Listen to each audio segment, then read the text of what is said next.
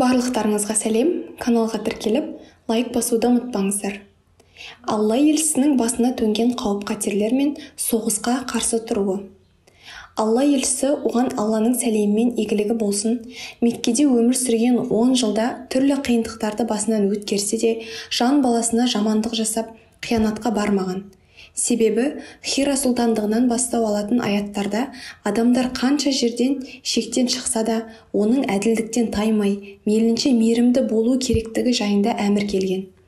Мейірім пайғамбары оған Алланың сәлемімен игілігі болсын, жаратқанның осы әмірін бұлжытпай орындап, барынша төзімді болып, тағатын тауыспаған. Тіпті өзіне қиындық көрсетіп, қиянатқа душар қылғандарға да қол ұшын беруден аянған емес. Оның әлемінде өзгеге зиян тигізіп, жапа шектіруде, қиянатқа қиянатпен жауап беруде болған емес.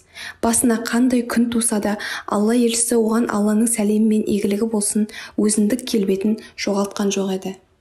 Енді осы мәселені тәжірибелік жағынан талқылап көру үшін сол кездегі Меккеге бір сәт көз жүгіртейік. Әбу Джахилдер Алла Расулының оған Алланың сәлемімен игілігі болсын, Қағбада намаз оқығанын көріп, дереу әрекетке кіріседі. Осылайша олар тағы бір рет күпірлікке бой ұрып, айналасындағыларға мықты көрінбекші болады. Әбу Джахил: араларыңнан кеше пәленшенің үйінде сойылған түйенің ішек қарнын осында әкеліп, Мұхаммед сәждеге барған кезде түйенің қан жынын үстіне қоя салатын батыл жігіт шыға ма, деп бар даусымен айғай салады. Осы сәт Ухба ибн Әбу Муайттың көзі Әбу Джахилмен түйісіп қалып, бір-бірін ишарамен ұғысады. Азғындық атаулының атасы болған Ухба бір сөзге келместен Әбу Джахил айтқан үйге барады. Сәлден соң сойылған түйенің ішек қарнын әкеліп, қан жынымен қоса намаз оқып жатқан Алла Расулының үстіне бұлш еткізеді. Бұл Алланың ең сүйікті құлына, Аллаға ең жақын жер сәждеде, Бәйтуллахтың алдында жасалған ең азғын әрекет еді. Мұнымен де қоймай, олар ішек-сілелері қата күліп, бірдеңені қатырып тастағандай айыздарын қандырып, мәз болып масайрай түсті. Енді осы тарихи оқиғаны талдап көрейік. Пайғамбардың оған Алланың сәлемімен игілігі болсын, өз-өзін сабырмен ұстай білуі нағыз үлгі боларлық жайт. Дәл осыған ұқсас оқиға біздің басымызға келсе, не істер едік? Мәселен, орталық мешіттердің бірінде намаз оқып жатырсыз делік. Кенет сәждеге барған кезде біреу келіп, жұрттың көзінше үстіңізге жаңа сойылған малдың ішек қарнын тастай салды. Ол аздай жиналған көпшілік бәрі бірдей сізді мазақ қылып күле бастады. Сіз қатты қорланып кеттіңіз. Бұл қорлыққа қарсы не істер едіңіз? Пайғамбар оған Алланың сәлемімен игілігі болсын не істеді? Ол сәждеден басын көтерместен құлшылығын жалғастыра берді. Осы кезде кішкентай қызы ести сала жан ұшырып Қағбаға жетті. Оның кей риуаяттарда Зейнеп анамыз болғандығын айтса, басқа дерек көздерде Фатима анамыз екендігі айтылады. Әкесінің ыңғайсыз жағдайға душар болғанын көргенде қатты қайғырды. Жасаған иттіктеріне мәз болып, келемеш қылған көпшілікке қарсы қатты дауыс көтере бастады. Қызының бұл қылығын қоштамаған Алла Расулы оған Алланың сәлемімен игілігі болсын, «Қызым, қатты қайғырма, Алла Тағала сенің әкеңді қор қылмайды» деп перзентін сабырға шақырды. Осылайша Алланың сүйген құлы басына түскен кезекті қиындыққа қарамастан қысыл-таяң сәтте де қызына демеу болды. Үстіне ішек қарын төгілген сәтпен үйіндегілерге хабар тигенге дейінгі аралықта қанша уақыт өтті деп ойлайсыз? Ол кезде қазіргідей бірден хабар бере қоятын байланыс құралдары, телефон тағы басқалар жоқ. Сол арада болғандардың бірінің есіне түсіп, дереу пайғамбардың Алланың сәлемімен игілігі болсын үйіне жүгіріп хабар берген болуы керек. Келген хабаршының сөзін ести сала, қызы алып ұшып Қағбаға жеткен. Үйден апыл-ғұпыл киініп шығып, жеткенге дейін 10 минут уақыт өтті делік. Енді тағы бір сәт өзімізді пайғамбарымыздың оған Алланың сәлемімен игілігі болсын орнына қойып ойланып көрейік.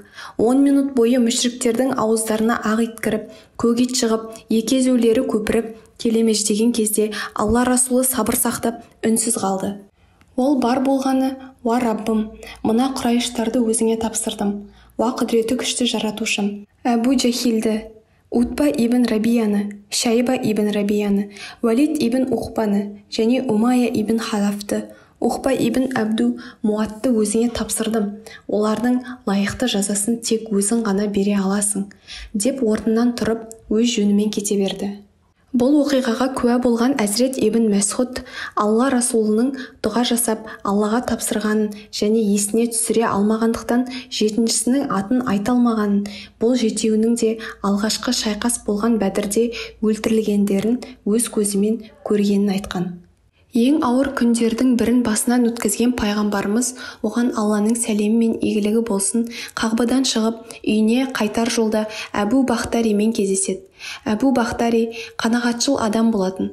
Ол пайғамбарымыздың оған Алланың сәлемі мен игілігі болсын жүзіндегі мұңды байқап, саған не болды дейді.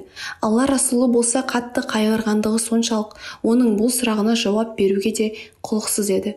Сол себепті ол жолымнан былай тұр, өтіп кетейін дейді. Бірақ Әбу Бахтари Алла Расулының басына қиын іс түскенін оның сынық жүзінен бірден-ақ сезіп, Құдай куә, мен сені бұл түріңмен жібере алмаймын. Не де болса, басыңа қиын іс түскен сияқты, жасырмай айт деп тұрып алады. Оның бұл сөздерінен соң Алланың сүйіктісі оған Алланың сәлемі мен игілігі болсын басынан өткенді бүкпесіз баяндайды. Алла елшісінің оған Алланың сәлемі мен игілігі болсын басына келген қиындықты ести сала Әбу Бахтари ашуланып, қане жүр, мешітке қайтып барамыз деп екеуі Қағбаға келеді. Олар Қағбаға келгенде Әбу Жахил пен оның достары мәз-майрам болып масайрап отыр екен.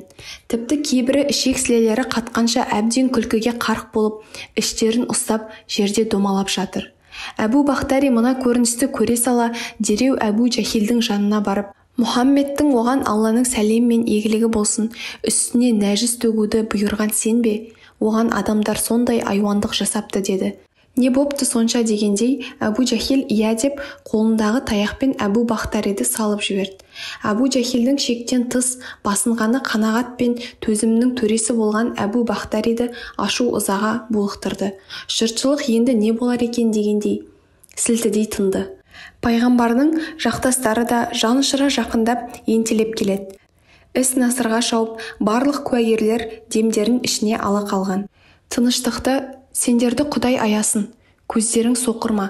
Мұхаммед бізді бір-бірімізге айдап салып, арандатып жатқанын қалай ғана байқамайсыңдар деген дауыс бұзды. Осылай деді де, ол әз пайғамбарға оған Алланың сәлемі мен игілігі болсын әлімжеттік жасаған жұдырығын тағы да ала жүгірді. Сол сәтте көпшілік арасынан бірі, тоқтатыңдар, бұл адамға қол тигізуші болмаңдар, деп сұқ саусағымен Әбу Бахтариді нұсқап, өз жақын достарымыздан айырылатын боламыз деді. Осылайша пайғамбарымыз оған Алланың сәлемі мен игілігі болсын ең қиын, ауыр кезеңді басынан өткерген тұста да сабырлы қалпынан еш танбаған, көз жасын көл көсір төгуіне себеп болып, жүрегін қан жылатқан адамдарға да мейірімін аямаған. Назарларыңызға рахмет. Лайк басып, каналға тіркелуді ұмытпаңыздар.